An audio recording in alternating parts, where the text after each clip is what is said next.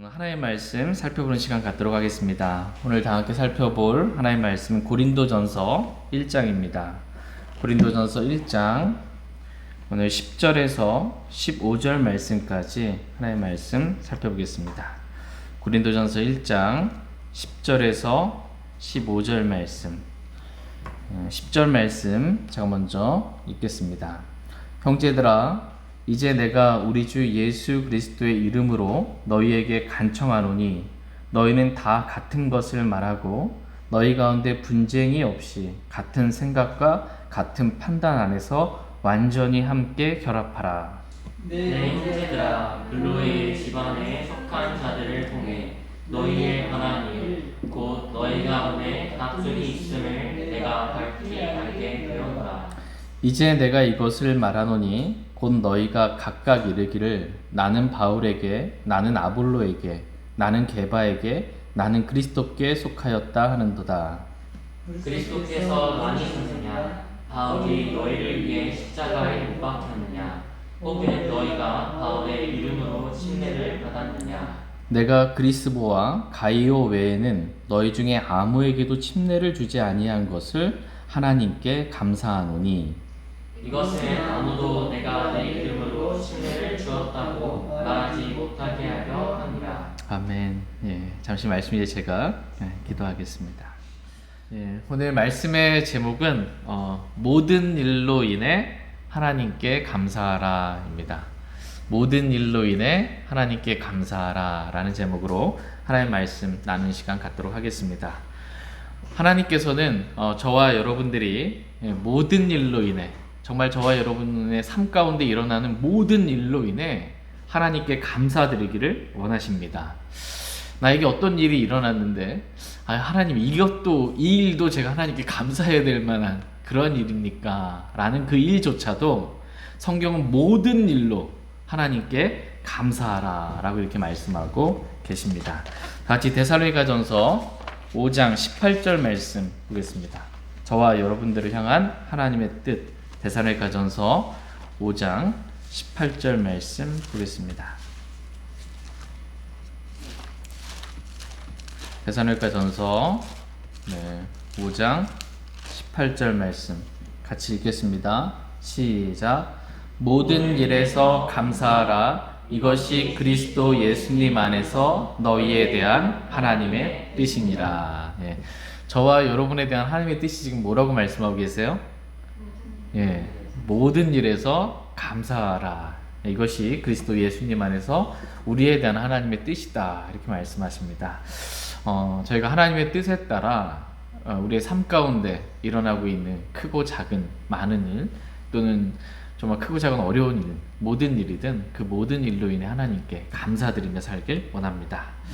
다 같이 고린도전서 1장 9절 10절 말씀 보겠습니다. 고린도전서 1장 9절 10절 말씀 9절 말씀 제가 먼저 읽겠습니다. 너희를 부르사 자신의 아들 예수 그리스도 우리 주와 교제하게 하시는 하나님은 신실하시도다. 형제들아, 이제 예수 그리스도의 이름으로 너희에게 간청하노니 너희는 다 같은 것을 말하고 너희 가운데 분쟁이 없이 같은 생각과 같은 판단 안에서 완전히 함께 결합하라. 아멘. 9절 말씀 보시면 너희를 부르사라고 말씀하십니다. 저와 여러분들을 부르셨습니다.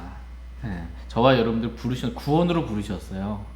구원으로 부르신 목적, 그것은 우리 주 예수 그리스도와 교제하게 하려고 주님이 우리를 구원해 주셨습니다.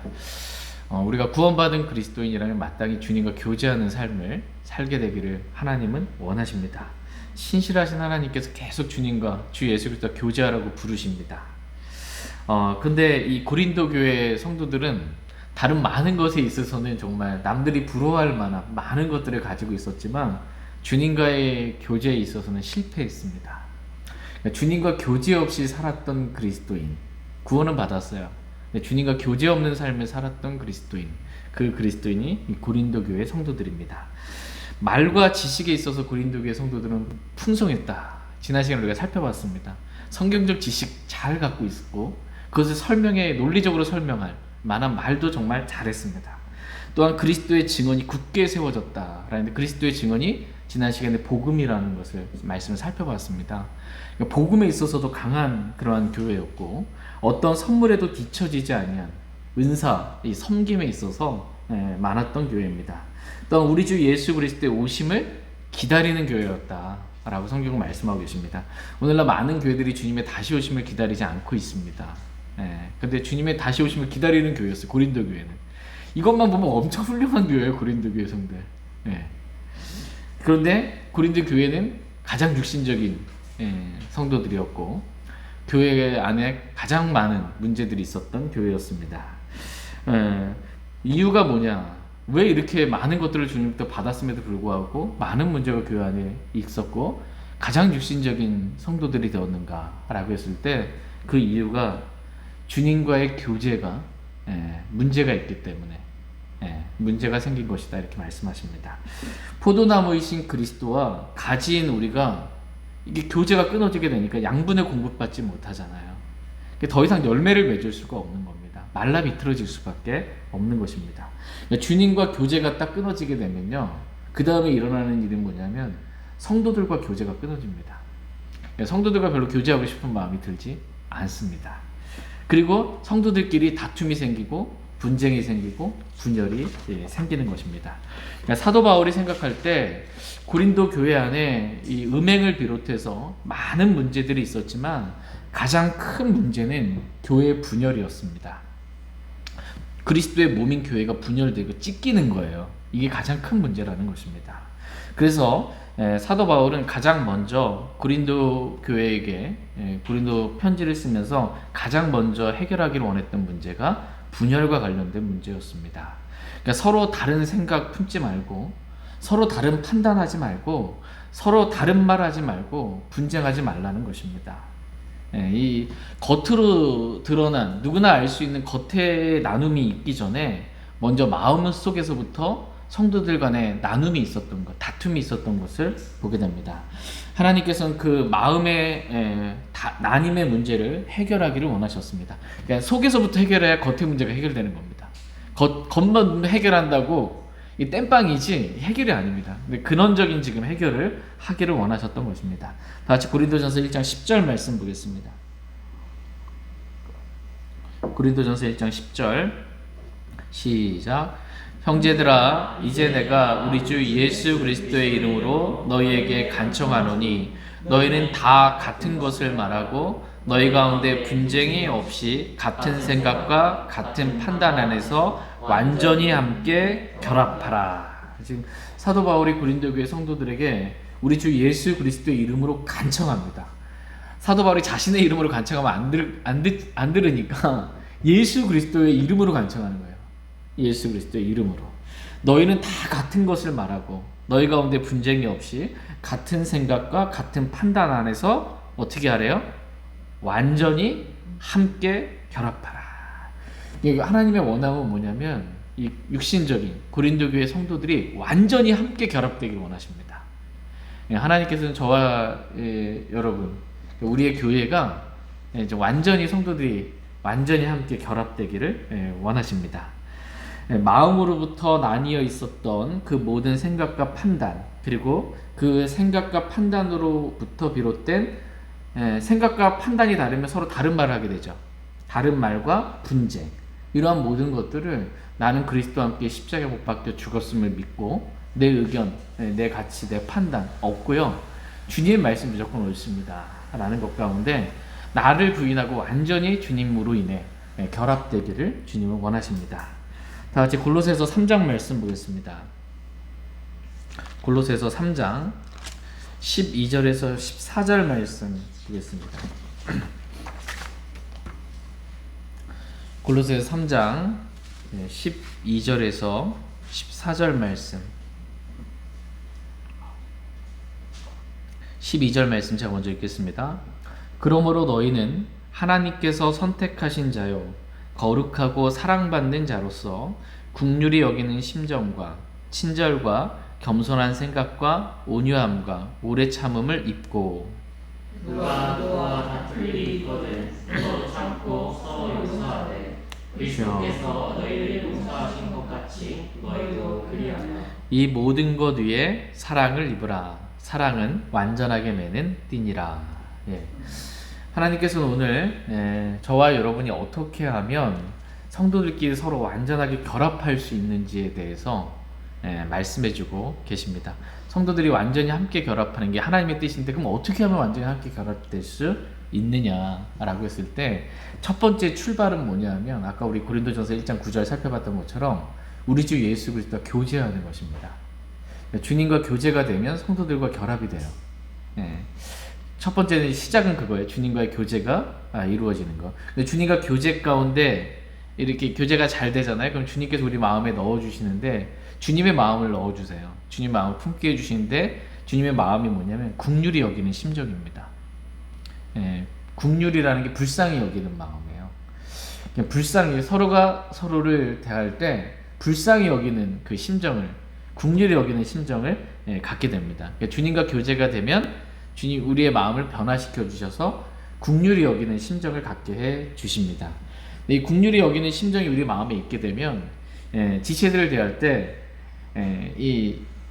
친절하게 대하게 됩니다. 다툼의 문제가 해결되기 시작하게 돼요.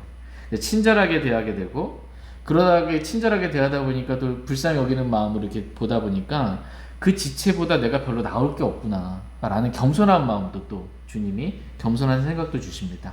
그리고 온유한 마음도 주시고, 오래 참는 마음도 주님이 주시고, 다툴 일이 있어도 급하게 막 나가서 다투지 않고 오래 참고 용서할 수 있는 그런 사랑의 마음도 주님께서 주십니다. 그러면서 주님이 나를 용서하신 것 같이 나도 그 형제를 용서해 줄 수 있는 그 마음이 생기게 됩니다. 이렇게 계속해서 주님과 교제를 갖게 되면, 긍휼히 여기는 심정 가운데, 이 서로 용서하는 마음 가운데 또 사랑하는 마음을 주셔서 사랑으로 완전히 연합할 수 있도록 주님이 인도해 주십니다. 모든 문제 해결의 시작은 뭐냐면 주님과의 교제예요. 그러면 주님이 내 안에서 일하십니다. 너희 안에서 일하시는 건 하나님이 우리 안에 일하시는 거예요. 그래서 긍휼히 여기는 심정 가운데 이렇게 완전히 사랑으로 하나 되는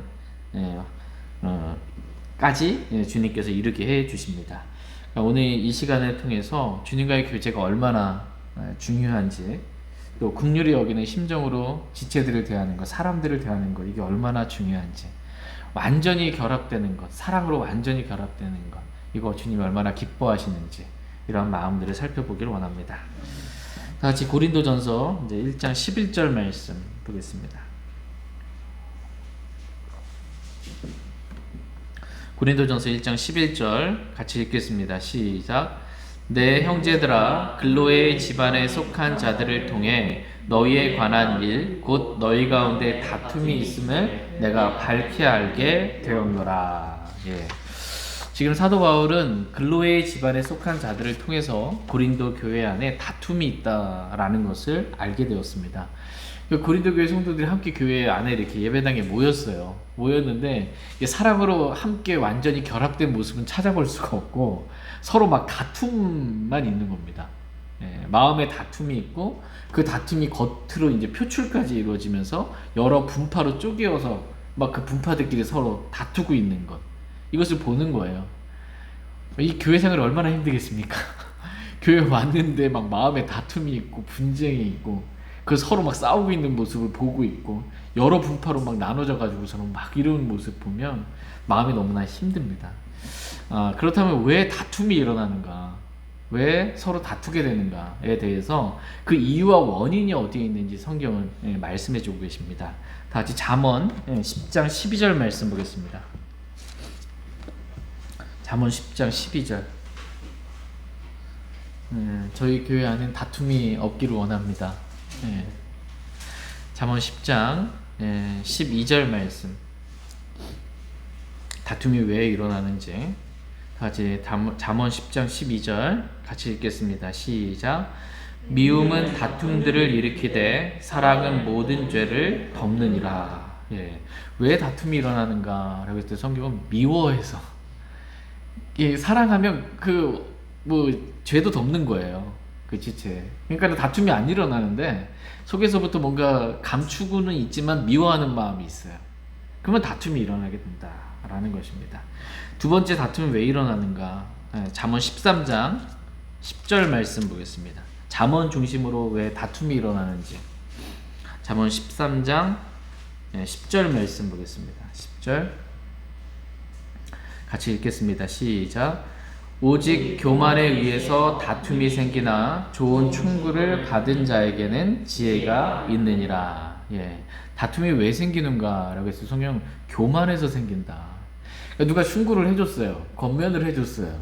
근데 교만하니까 그 권면을 받기가 싫은 거예요. 그러니까 한마디 또 하는 거죠. 그러니까 다툼이 생긴다라는 것입니다. 좋은 충고를 겸손하게 받으면 다툼이 없어요.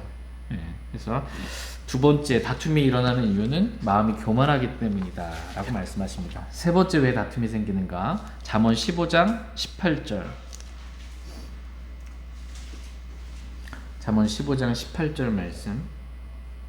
18절 같이 읽겠습니다. 시작. 몹시 노하는 자는 다툼을 일으켜도 분노하기를 더디하는 자는 다툼을 그치게 하느니라. 몹시 노하는 자는 다툼을 일으킨다. 막 화가 났어요. 그러면 이제 다툼이 일어나는 것입니다.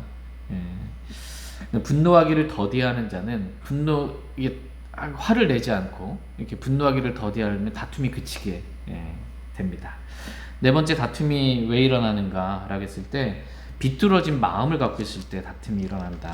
잠언 16장 28절 말씀 보겠습니다. 잠언 16장 28절 같이 읽겠습니다. 시작. 비뚤어진 자는 다툼을 뿌리며 수군거리는 자는 중요한 친구들을 갈라 놓느니라. 비뚤어진 자는 다툼을 뿌리며, 뿌리니까 건든 거죠. 마음이 비뚤어진 상태에서는 다툼이 생길 수밖에 없다라는 것입니다. 저와 여러분의 마음이 누군가에 대해서 이렇게 꼬여 있거나 비틀어져 있지 않기를 원합니다. 정말 친절히 여기는 또 긍휼히 여기는 그러한 마음이 있기를 원합니다. 다섯 번째로 왜 다툼이 일어나는가라고 해서 잠언 18장 6절 말씀 보겠습니다. 잠언 18장 6절 같이 읽겠습니다. 시작. 어리석은 자의 입술은 다툼 속으로 들어가고 그의 입은 매를 불러들이느니라. 매를 불러들이는 사람이 있잖아요. 뭐 한마디만 하면 매를 불러들이는. 이게 왜 그러냐? 어리석어서 그렇다. 어리석은 자의 입술은 다툼 속으로 휘말려 들어가는 겁니다. 이게 지혜로우면 그 다툼 속에 휘말리지 않고 빠져나옵니다. 근데 이제 어리석기 때문에 그렇게 다툼에 휘말려서 간다라는 것입니다. 여섯 번째 왜 다툼이 일어나는가? 잠언 22장 10절 말씀. 잠언이 지혜의 책이죠. 세상을 살다 보면 다툴 일들이 많이 생기게 되는데 어떻게 다투지 않는가? 잠언 22장 10절 말씀. 10절 같이 읽겠습니다. 시작. 비웃는 자를 쫓아내면 다툼도 나가리니 참으로 싸움과 모욕이 그치리로다. 누군가를 비웃는 자를 쫓아내면 다툼도 나간다. 그러니까 왜 다툼이 생기냐? 비웃기 때문에 다툼이 생긴다. 이렇게 성경은 말씀하고 계십니다. 일곱 번째로 누구에게 다툼이 있는가? 잠언 23장 29절 30절 말씀 보겠습니다. 29절 같이 읽겠습니다. 제가 읽겠습니다. 재난이 누구에게 있느냐? 슬픔이 누구에게 있느냐? 다툼이 누구에게 있느냐? 제잘거림이 누구에게 있느냐? 까닭없는 상처가 누구에게 있느냐? 붉은 눈이 누구에게 있느냐? 오랫동안 포도주에 머무는 자들에게 있고 섞은 포도주를 구하러 다니는 자들에게 있느니라. 지금 29절에서는 계속 질문하는 거예요. 재난이 누구에게 있냐? 슬픔이 누구에게 있냐? 다툼이 누구에게 있냐? 제잘거림이 누구에게 있느냐? 까닭없는 상처가 누구에게 있냐? 붉은 눈이 누구에게 있냐? 질문에 대한 답은 30절. 오랫동안 포도주에 머무는 자들에게 있고 섞은 포도주를 구하러 다니는 자들에게 있느니라. 이게 폭탄 준 거죠. 요즘 표현으로 하면은. 뭐 소맥을 뭐 이렇게 하든 뭐 하든. 그러니까 술 먹는 사람들 눈이 시뻘겋고 술 먹는 사람들이 말도 많아지고 그러다 보니까 다툼도 많게 된다라는 것입니다. 한마디로 왜 다툼이 누구에게 다툼이 있냐? 술 마시는 그런 사람들에게 다툼이 있다. 그리스도인은 술 마시면 돼요, 안 돼요? 혹시 한 잔 정도는 뭐 포도주 한 잔 정도는 성경은 포도주가 붉거든 쳐다보지도 말라. 한 잔도 안 된다. 라는 거예요. 술에 내어주지 말래요. 눈을 내어주지 말고요. 손을 내어주지 말고 입을 내어주지 말라는 것입니다. 한 잔도 안 된다. 그리스도인에게 합당치 않다. 이렇게 말씀하고 계십니다. 많은 청년들이 이제 사회생활을 하려면 어쩔 수 없지 않습니까? 회식 자리 가면 성경은 아니다라는 것입니다. 술 없이도 사회생활 가능합니다. 하나 내주면 다 내주게 됩니다. 하나님의 말씀이 우리의 기준입니다. 가치관의 기준이고요. 삶의 기준입니다. 주의 말씀에 따라 그렇게 살기를 원합니다. 마지막 8번째로 왜 다툼이 일어나는가 라고 했을 때 논쟁하기를 좋아하면 다툼이 일어난다. 잠언 26장 21절 말씀.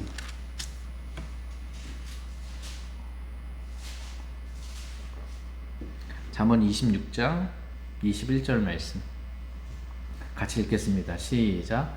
타오르는 숯에 숯을 더하는 것과 불에 나무를 더하는 것 같이 논쟁하기 좋아하는 자는 다툼을 일으키느니라. 잠언 26장 21절입니다. 여기 보면 그 숯에 숯을 더하고 이 불에 나무를 더하면 어떻게 돼요? 활활 타겠죠. 그것처럼 논쟁하기 좋아하는 자는 이 논쟁을 하게 되니까 거기에 다툼을 일으키게 됩니다. 다툼이 더 활발 일어나게 된다라고 이렇게 말씀하십니다. 그러니까 논쟁하기 좋아하는 사람은 누군가 무슨 말 하면요, 그 말꼬리 잡고 그 말 가지고 또 뭐라고 합니다. 그 논쟁이 되는 거예요. 자꾸 그러다 보면 다툼이 일어나게 된다. 저와 여러분이 별로 논쟁하기를 그렇게 좋아하지 않기를 원합니다. 별로 그렇게 따지지 않고요, 그냥 사랑으로 다 이렇게 무슨 말 한지 다 아니까 이해하고 그냥 넘어갈 수 있기를 원합니다. 근데 진리에 대해서는 사도 바울도 논쟁했어요. 진리에 대해서는 말씀을 펴서 논쟁을 했습니다. 근데 진리가 아닌 다른 것 가지고는 저희가 다투거나 논쟁하지 않게 되기를 원합니다.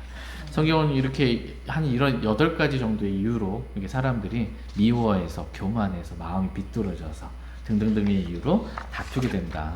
그런 하나님은 저와 여러분들이 그리스도인들이 다투지 않게 되기를 하나님은 원하십니다. 다시 디모데후서 2장 14절 말씀 보겠습니다. 디모데후서 2장 14절.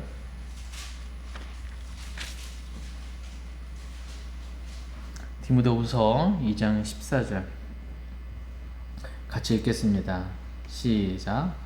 그들이 이것들을 기억하게 하며 또 말들로 인하여 다투지 말라고 주 안에서 그들에게 명하라. 그것은 아무 유익도 끼치지 못하고 오히려 듣는 자들을 멸망시키느니라.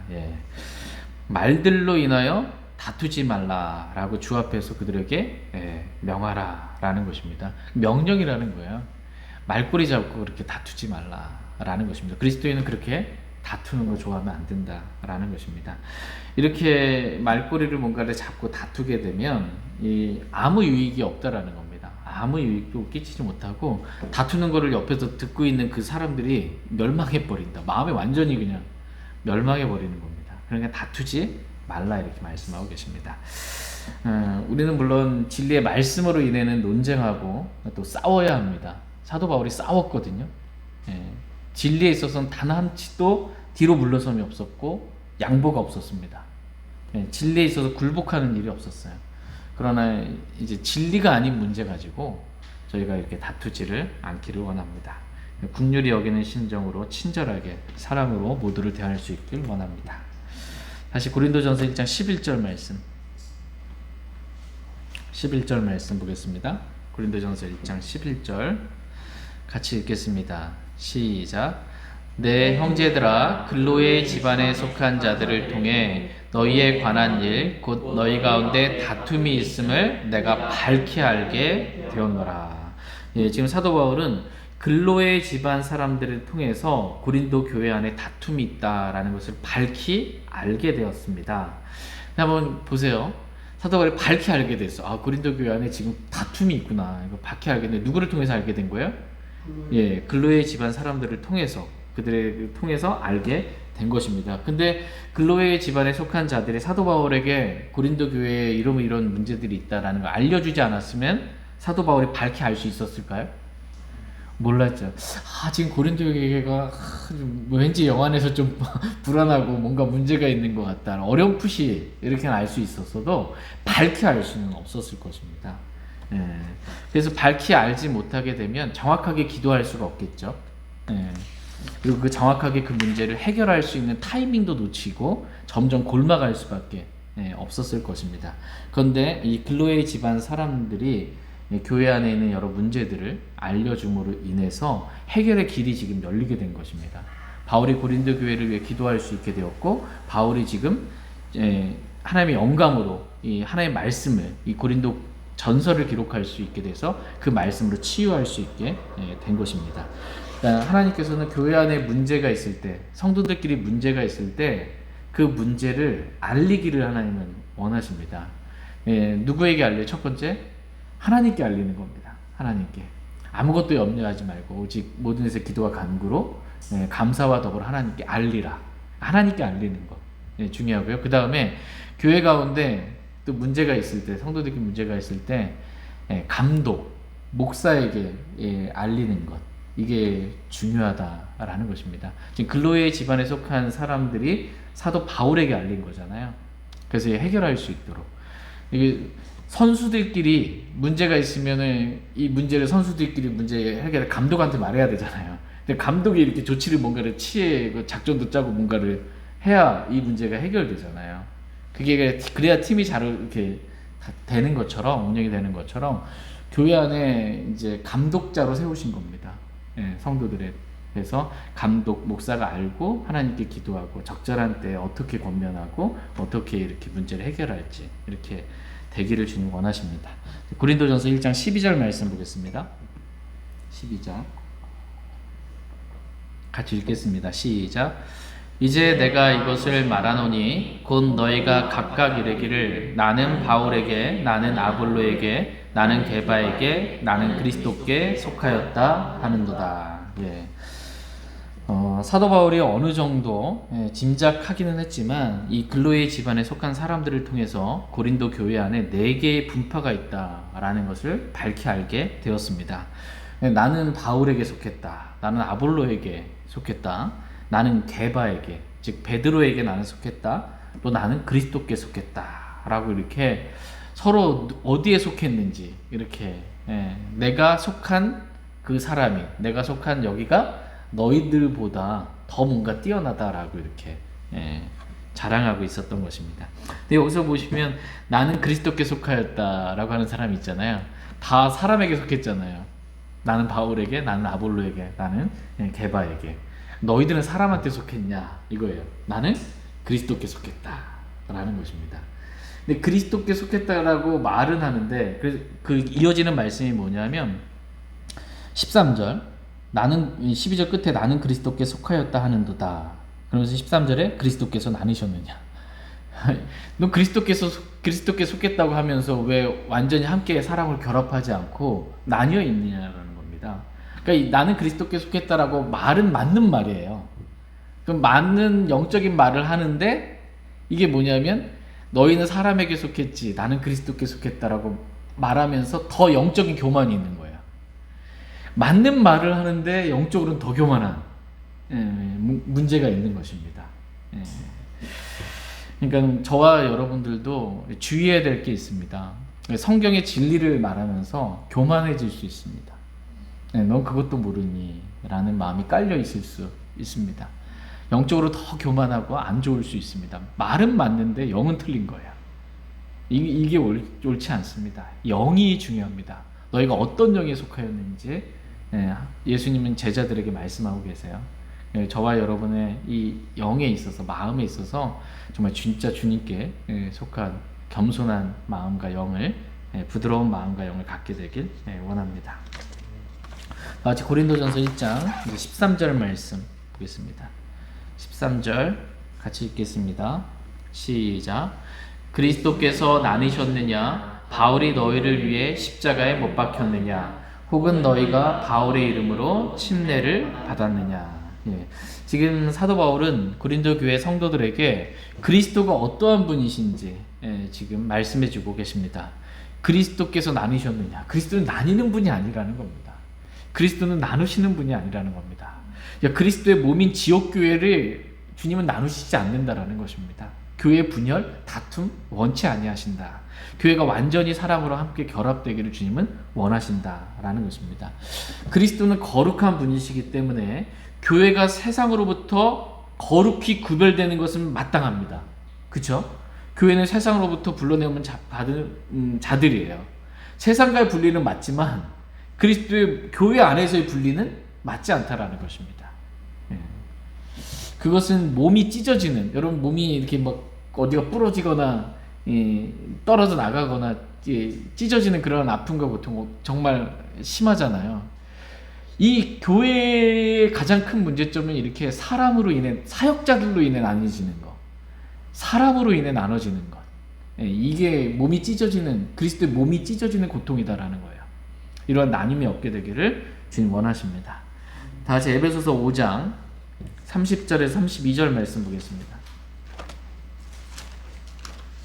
에베소서 5장 30절에서 32절.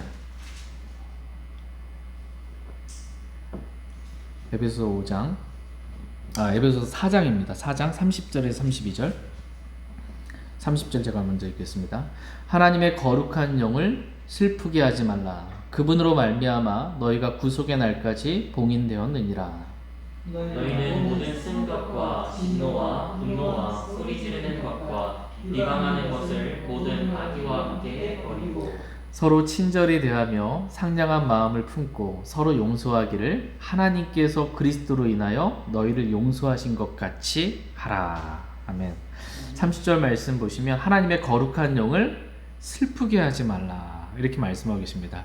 하나님의 거룩한 영, 성령님께서는 우리가 이게 분노하고 진노하고 이 소리 지르고 누군가를 비방하고 이럴 때 우리 안에 계신 성령님은 슬퍼하신다, 이렇게 성경은 말씀하고 계십니다. 그냥 우리가 어떤 일로 인해서 화가 날 수 있잖아요. 그것은 이제 분노하고 막 이렇게 소리 지르고 막 비방하고, 이때 주님이 슬퍼하세요. 우리가 그렇게 육신으로 막 하지 않게 되기를 주님 원하십니다. 주님은 우리가 이 32절에 기록된 말씀처럼 서로 친절히 대하기를 원하십니다.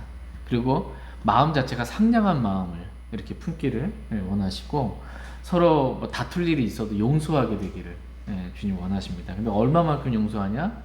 하나님께서 그리스도로 인하여 우리를 용서하신 것 같이 우리도 그렇게 지체들에 대해서, 형제 자매들을 그렇게 용서하는 마음 갖게 되기를 하나님은 원하십니다.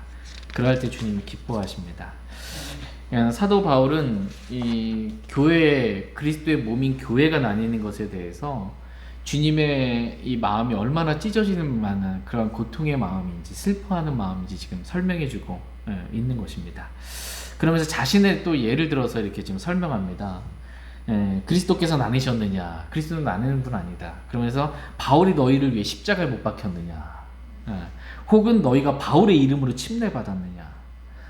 도대체 바울이 뭐길래 너희들이 바울에게 속했다고 말하냐는 거예요. 바울이 너희 왜 십자가 못 박혀 죽었냐? 너희가 바울의 이름으로 침례받았냐? 도대체 바울이 뭐냐라는 것입니다. 바울 나는 아무것도 아니다라는 것입니다. 그러니까 나에게 속했다라고 뭔가 말하지 말라라는 것입니다. 나는 아무것도 아니다, 이런 마음이 있는 거예요. 다 같이 고린도전서 3장 7절 말씀 보겠습니다. 고린도전서 3장 7절 말씀 같이 읽겠습니다. 고린도전서 3장 7절 시작. 그런즉 이와 같이 심는 자나 물 주는 자는 아무것도 아니며 자라나게 하시는 이는 오직 하나님이시니라. 심는 자나 물 주는 자는 아무것도 아니라는 것입니다. 그냥 바울이나 복음의 씨를 뿌린 바울이나 말씀에 물을 주어 자라게 하는 아볼로나 아무것도 아니라는 것입니다. 자라나게 하시는 분은 하나님 뿐이다 라는 것입니다. 나는 정말 아무것도 아니다 라는 거예요. 사도 바울, 나는 무익한 종에 불과하다 라는 것입니다. 그리고 주님만 높이는 마음이에요, 사도 바울의 마음은. 다 같이 누가복음 17장 10절 말씀, 누가복음 17장 10절 말씀 보겠습니다.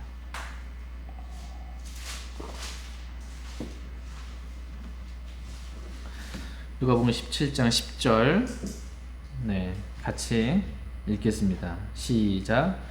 이와 같이 너희도 명령받은 그 모든 일들을 행한 뒤에 이르기를 우리는 무익한 종이니이다. 우리는 해야 할 우리의 의무를 하였나이다라 하시니라. 아멘. 그러니까 우리가 주님부터 명령받은 그 일들을 행한 뒤에 내가 뭔가를 잘했어 이런 마음이 아니고 무익한 종에 불과합니다 라는 것입니다. 나는 그냥 우리가 해야 될, 제가 마땅히 해야 될 의무를 했을 뿐입니다. 저는 아무것도 아닙니다. 저는 무익한 종에 불과합니다 라고 이렇게 고백하게 되기를 주님은 원하십니다. 저희 모두가 이렇게 우리 자신이 아니라 내 안에 계신 그리스도만, 주님만 높이는 사람 되기를 원합니다. 예, 다 같이 고린도전서 1장 14절 15절 말씀 보겠습니다. 14절 15절 고린도전서 1장 14절 15절입니다. 14절 제가 읽겠습니다. 내가 그리스보와 가이오 외에는 너희 중에 아무에게도 침례를 주지 아니한 것을 하나님께 감사하노니 이것을 나누도 내가 내 이름으로 침례를 주었다고 말하지 못하게 하려 하리라. 예, 14절 끝에 보면 하나님께 감사하노니 라는 말씀을 보게 됩니다. 왜 사도 바울이 하나님께 감사하는 이유가 뭐예요? 보니까 내가 그리스보와 가이오웨어는 너희 중에 아무에게도 침례를 주지 아니하는 것을 하나님께 감사하노니. 내가 많은 사람들에게 침례를 주지 않고 몇 사람에게만 침례를 준 것에 대해서 내가 감사한다 라는 것입니다. 그러니까 사도 바울은 정말 모든 일에 있어서 감사할 줄 아는 그러한 그리스도인이었습니다. 내가 많은 사람에게 침례를 주지 아니하고 그리스도와 가이오에는 아무에게도 침례를 주지 아니한 것, 이것이 감사한다는 것입니다. 그러니까 이게 감사할 만한 일인가? 침례를 주지 않은 것, 많은 사람한테 이런 생각이 들 수도 있지만 사도 바울은 진짜 모든 일에 있어서 감사를 했어요. 그러니까 저와 여러분도 우리 삶에 일어나는 모든 일 있죠. 이것도 정말 감사할 만한 일인가? 그 싶은 일도 하나님의 성경은 모든 일에 감사하라고 말씀하고 계십니다. 저와 여러분에게 일어난 모든 일로 인해 항상 하나님께 감사드리기 원합니다. 에베소서 5장 20절 말씀 보겠습니다. 에베소서 5장 20절.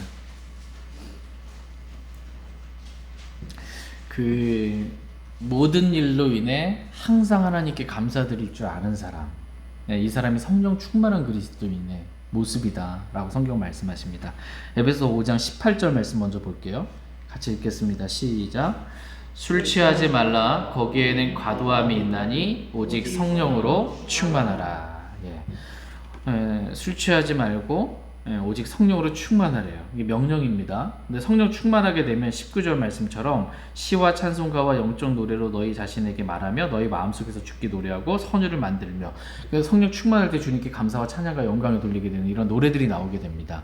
성령 충만하게 되면 어떻게 되냐? 20절이에요. 결과가 같이 읽겠습니다. 시작.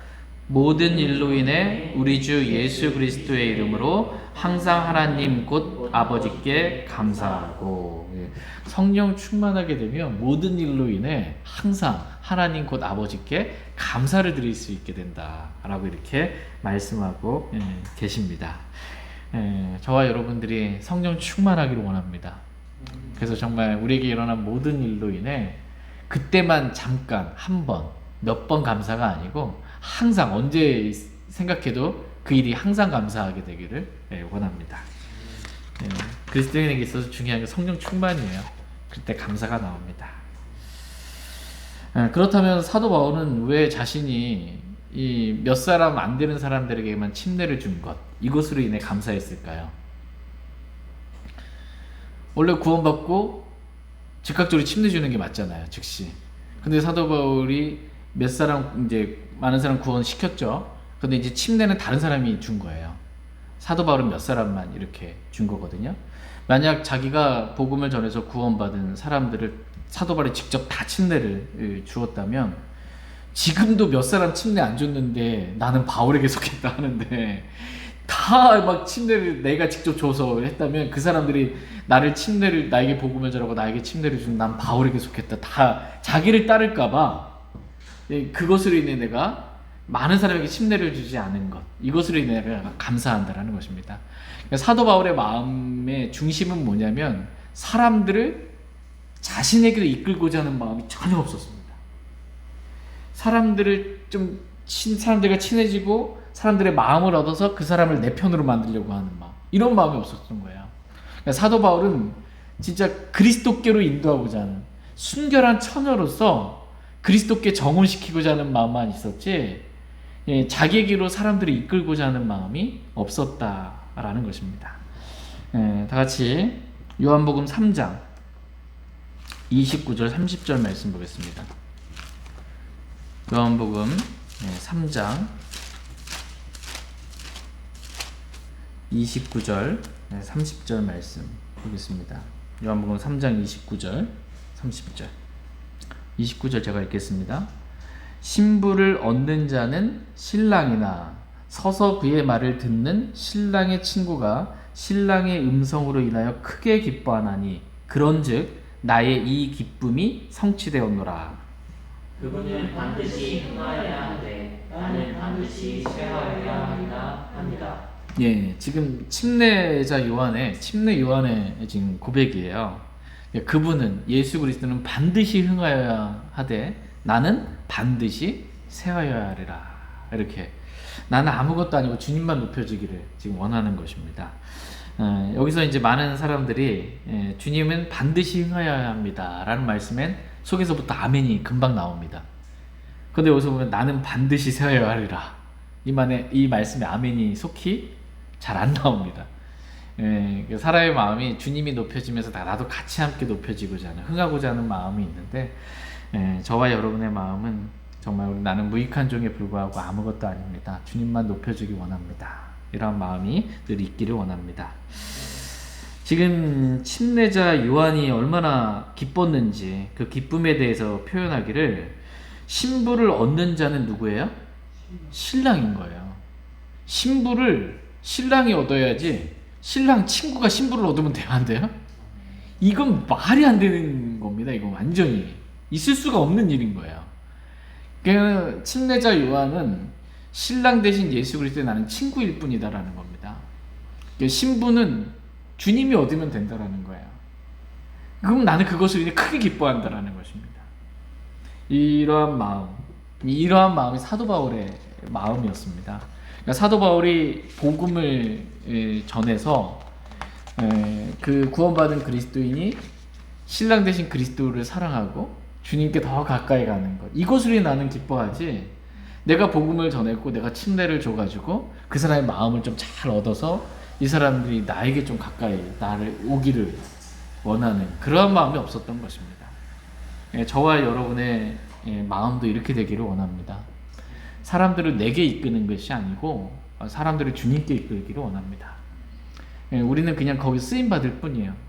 그 사람이 주님께 마음이 잘 이끌려질 수 있도록, 주님을 사랑할 수 있도록, 주님의 말씀을 사랑하고 주님을 잘 따를 수 있도록 연결해주고 도와주는 것, 이러한 것만 있으면 그냥 기쁜 겁니다.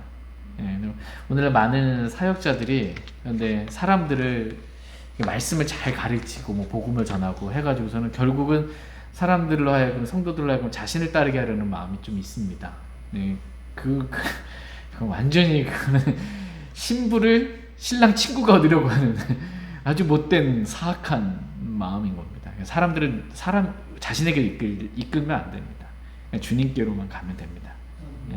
저와 여러분의 기쁨과 마음이 오직 이렇게 주님께로만 가는 것이 되기를 원합니다. 오늘 여기까지 하나님의 말씀 살펴보고 제가 기도하고 개인적으로 주님 앞에 나아가 기도하는 시간 갖도록 하겠습니다.